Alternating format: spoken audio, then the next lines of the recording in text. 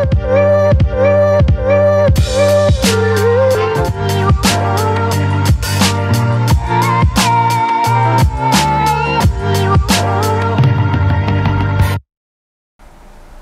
sepak bola, teman-teman netizen atau warganet yang saya hormati semuanya. Welcome back ke konten terbaru dari channel YouTube Triple B. Dan di konten kedua hari ini, sesuai dengan permintaan dari teman-teman yang merupakan fans dari Persebaya Surabaya dan juga Persija Jakarta, saya ingin memberikan preview dari pertandingan di Liga 1 yang merupakan pertandingan besar dan klasik antara Persebaya Surabaya versus Persija Jakarta yang akan dimainkan besok sore di Stadion Gelora Bung Tomo. Seperti yang sama-sama kita pahami teman-teman bahwa dua tim ini masih belum bisa bermain secara konsisten. Maka itu untuk sementara Persija Jakarta berada di zona papan tengah atau tepatnya di peringkat nomor 9. Sedangkan Persebaya Surabaya di luar dugaan saya teman-teman. Untuk sementara ini berada di zona papan bawah atau tepatnya di peringkat nomor 14. Jadi tentu dua tim ini akan mengincar kemenangan supaya bisa memperbaiki posisi mereka di klasemen sementara. Apalagi Persebaya Surabaya. Karena jika Persebaya kalah di pertandingan besok sore, maka tentu akan menyulitkan mereka untuk bisa keluar dari zona papan bawah. Apalagi kalau kita mencermati track record atau rekam jejak dari Persebaya Surabaya dalam 6 pertandingan terakhir. Persebaya tidak bisa meraih kemenangan. Selain itu juga, dalam 3 pertandingan terakhir Persebaya gagal mencetak gol. Ini sinyal yang sangat mengkhawatirkan teman-teman. Karena seperti yang kita pahami, Persebaya adalah tim yang bermain untuk mencetak sebanyak mungkin gol dan tentunya meraih kemenangan. Tapi sekarang kita lihat, main menyerang pun sulit mencetak gol, bahkan banyak kemasukan gol. Masalahnya adalah karena ada perubahan komposisi pemain di skuad Persebaya Surabaya teman-teman. Bagaimana caranya Persebaya bisa bermain secara konsisten ketika ada bongkar pasang pemain di skuad mereka? Belum lagi ada pergantian pelatih. Walaupun memang Coach Aji Santoso sudah mulai sulit untuk bisa membawa Persebaya meraih kemenangan. Tapi kemudian ada Uston Nawawi, terus ada pelatih lain, terus balik lagi ke Uston Nawawi ya. Dan sangat disayangkan untuk pertandingan besok, Coach Uston Nawawi tidak bisa mendampingi tim di pinggir lapangan karena sedang menjalani kursus lisensi ya untuk mendapatkan lisensi AFC Pro. Tapi tentu sudah berkomunikasi dengan asisten. Nah memang Persija Jakarta untuk sementara ini lebih baik posisinya. Tapi jika Persija kalah, bisa bahaya juga mereka. Apalagi dalam 2 pertandingan sebelumnya, saya gak nyangka loh, Persija gagal meraih kemenangan lawan 2 tim yang untuk sementara berada di zona papan bawah. Bayangkara Presisi Indonesia FC dan juga Persita Tangerang, padahal mereka sudah sempat unggul di pertandingan tersebut. Dan Persija serta Persebaya punya masalah yang serupa. Sulit untuk mencetak gol dan sudah banyak kemasukan gol. Tapi pertandingan besok ini kan adalah pertandingan yang penting bagi masing-masing tim. Tentu ada gengsi yang akan coba mereka pertahankan. Tentu mereka tidak ingin kalah. Artinya strategi permainan sangat penting teman-teman. Nah, saya juga nanti akan menunggu apakah Coach Thomas Doll bisa mengubah permainan dari timnya yang tidak saja nanti hanya mengandalkan serangan dari kedua sektor sayap. Jangan seperti itu dong. Karena kalau mainnya terus-menerus mau dari sayap, ya sudah kebaca oleh para pemain tim lawan. Dari tengah mana pergerakannya. Sedangkan dari Persebaya Surabaya, nah siapa pemain yang kreatif di tengah? Saya ngelihat sejak Ze Valente ini sudah pindah, gak ada pemain yang kreatif kok. Gimana caranya mau supply bola ke depan? Gimana caranya mau menciptakan peluang dengan harapan mencetak gol? Kalau gak bisa bermain secara kreatif, ini sudah miskin kreativitas permainan dari Persebaya Surabaya. Nah bisa saja besok nanti tiba-tiba mereka bermain kreatif. Karena seperti yang tadi saya katakan, ini ada gengsi nih. Ya ini juga pertandingan adu gengsi nih. Antara 2 tim ini kan laga klasik. Tapi tentu kita harapkan para pemain bisa menjaga emosi dan menikmati jalannya pertandingan. Kita juga ingin menonton pertandingan yang seru. Ya. Dan supporter yang hadir di dalam stadion juga nanti bisa tertib. Apalagi ini kan sekarang Persebaya bisa kembali bermain di Stadion Gelora Bung Tomo setelah sebelumnya dipakai untuk Piala Dunia U17. Jadi ini sekarang strategi yang sangat penting. Nah ketika Persebaya tidak bisa bermain kreatif, seharusnya permainan dari sayap itu dioptimalkan. Tapi Sho Yamamoto juga sudah gak ada. Ya kan teman-teman?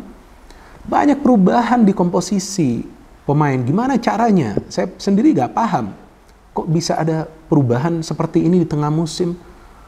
Ya kalau memang selera dari pelatih berbeda, tapi lihat juga performa dari pemain tersebut, ya kan? Dan dari Persija, mereka melepas Witan Sulaiman dipinjamkan ya ke Bayangkara Presisi Indonesia FC, kemudian mereka meminjam Gustavo, ternyata Gustavonya cedera. Ini sial juga Persija. Nah ini menjadi masalah kan, karena sekarang yang bermain di depan adalah Aji Kusuma dan Rio. Yang kita tahu bahwa Aji masih belum matang dan Rio kita tahu sebetulnya bukan striker. Nah ketika bermain dengan dua striker palsu, seharusnya support dari tengah itu bagus, tapi gak ada. Kenapa? Pergerakan pemain ketiga itu gak kelihatan dari Persija. Nah artinya pemain dari tengah ini harus lebih aktif. Nah kalau nanti Coach Thomas Doll tetap memainkan dua gelandang bertahan, ya salah satu dari dua gelandang bertahan tersebut harus juga ikut sesekali membantu serangan. Harus seperti itu. Kalau enggak, Persebaya akan mendominasi dengan ball possession mereka. Ball possessionnya sih bagus Persebaya, walaupun nggak bisa bermain kreatif. Kan ball possession itu bukan berarti timnya bermain kreatif, enggak. Ball possession itu hanya menahan bola, menguasai bola. Tapi kreativitas itu berarti progressive passing, menciptakan banyak peluang dan tentunya bisa melakukan konversi. Jadi kalau nggak bisa menciptakan banyak peluang, bagaimana caranya bisa mencetak gol? Kan seperti itulah kira-kira rumusannya ya. Dan ada masalah juga nih bagi Persebaya di lini pertahanan, padahal penjaga gawangnya sudah penjaga gawang timnas loh. Hernando Ari gimana? Di pertahanan kok sering bingung para pemain Persebaya Surabaya, bingung saya. Persija juga sama, sering ada jarak di antara para pemain di lini pertahanan dan saya masih gak paham kenapa Kudela dimainkan terus-menerus di lini pertahanan. Saya tidak mengatakan bahwa Kudela harus bermain di tengah, enggak, walaupun dia pernah bermain di tengah dan bagus, tapi mungkin main di tengah pun akan beresiko. Tapi yang namanya Kudela juga pemain asing kan, ya jadi tentu dia akan dimainkan terus lah. Tapi gak tahu juga kalau nanti Coach Thomas Doll berubah pikiran. Tapi kalaupun dia bermain, dia harus bisa melakukan koordinasi yang baik di lini pertahanan, bukan cuma untuk build up serangan, tapi ayo bertahannya bagus dong. Apalagi kan Kudela ini kan punya masalah ya dari segi kecepatan ya. Nah, jangan sampai nanti termakan kecepatan dari para pemain Persebaya. Masih ada Bruno loh. Dan saya mengikuti perkembangan beritanya, Dusan tidak akan bermain ya. Nah ini juga sinyal bahaya nih di lini pertahanan Persebaya. Jadi nanti harus waspada mereka ketika crossing-crossing masuk, yang menurut saya kemungkinan Persija akan bermain tetap dari kedua sektor sayap. Jadi tentu ini bukan pertandingan yang mudah bagi masing-masing tim. Nah, artinya para pemain harus bermain dengan kepercayaan diri. Walaupun dalam beberapa pertandingan terakhir mereka sulit meraih kemenangan. Apalagi Persebaya Surabaya, jadi mereka harus bisa bangkit. Ini momentum sebetulnya bagi Persebaya. Jika mereka bisa menang, bisa juga atau kemungkinan ini merupakan titik balik dari Persebaya Surabaya. Sehingga nanti mereka bisa mendapatkan hasil-hasil akhir yang positif secara konsisten supaya mereka bisa mulai masuk ke zona papan tengah. Mungkin ke zona papan atas sudah mulai sulit karena sudah ketinggalan jauh ya.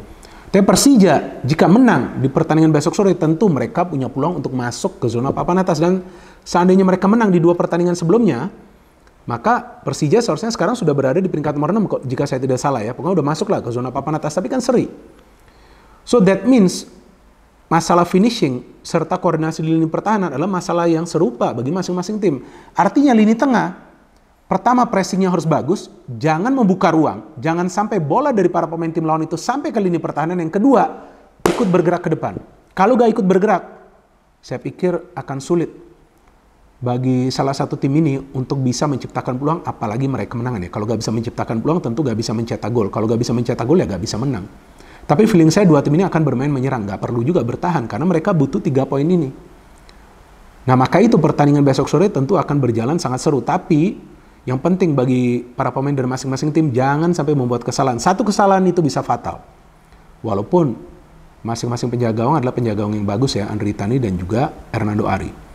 Nah kalau feeling saya teman-teman, Persija akan bermain dengan low block. Bertahan nih di belakang, tapi main counternya cepat. Dan biasanya Persija kalau main seperti itu, biasanya mereka akan bisa menyulitkan para pemain tim lawan. Seperti yang mereka tunjukkan ketika bermain lawan PSM Makassar. Main bertahan, counternya cepat. Main bertahan, counternya cepat. Tapi memang pada saat itu ada Witan ya. Artinya Abimanyu atau Gayos jika bermain ya harus bisa melakukan pergerakan cepat ke depan, membantu counter attack. Dan Aji kan punya speed ya. Rio juga sama. Nah Persebaya, feeling saya ball possession. Oke, kalau mau ball possession, tapi ingat progressive passing. Jangan cuma main di area sendiri. Kalau main di area sendiri, tahu-tahu para pemain Persija rebut itu bola, counter attack bisa bahaya. Lini pertahanan dari Persebaya. Nah tentu sekarang teman-teman juga menunggu prediksi dari Bung Binder seperti apa. Kalau prediksi saya teman-teman untuk pertandingan besok sore, karena memang dua tim ini performanya belum konsisten, maka dari saya prediksinya atau persentasenya adalah 50-50. Dua tim ini punya peluang yang sama untuk meraih kemenangan walaupun Persebaya adalah tuan rumah. Karena Persebaya juga punya masalah di lini pertahanan. Persija punya masalah memang dalam urusan mencetak gol, tapi kadang-kadang tim ini juga bisa menggila. Seperti yang mereka tunjukkan lawan PSM Makassar, walaupun saya ulangi lagi pada saat itu ada Witan ya. Tapi mereka bisa bahaya untuk match ini. Tapi Persebaya juga bisa meraih kemenangan, karena mereka bermain di kandang sendiri. Tentu euforianya berbeda kali ini kan. Nah artinya, persentasenya 50-50, tapi bisa juga pertandingan ini berakhir dengan hasil imbang, dengan masing-masing tim mencetak gol. Jadi kita nikmatin saja teman-teman jalannya pertandingan besok sore, dan kita harapkan pertandingan berjalan secara lancar, para pemain dari masing-masing tim bisa menikmati jalannya pertandingan, sehingga kita juga sebagai penonton juga bisa menikmati jalannya pertandingan dari laga klasik ini. No hate, no politics, only football. Salam sepak bola.